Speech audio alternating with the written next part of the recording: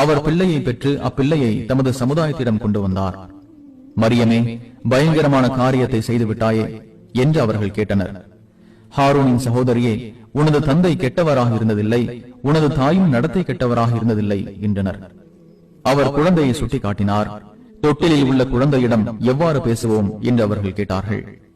உடனே அவர், அக்குழந்தை, நான் அல்லாஹுவின் அடியான், எனக்கு அவன் வேதத்தை அளித்தான், என்னை நபி ஆக்கினான், நான் எங்கே இருந்த போதும் பாக்கியம் பொருந்தியவனாகவும் ஆக்கினான், நான் உயிருடன் இருந்து என் தாயாருக்கு நன்மை செய்பவனாகவும் இருக்கும் காலமெல்லாம் தொழுமாறும் ஜகாத் கொடுக்குமாறும் எனக்கு கட்டளையிட்டான், என்னை துர்பாகியசாலியாகவும் அடக்குமுறை செய்பவனாகவும் அவன் ஆக்கவில்லை.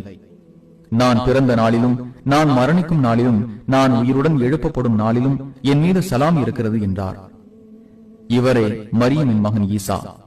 அவர்கள் சந்தேகம் கொண்டிருந்த உண்மை செய்தி இதுவே.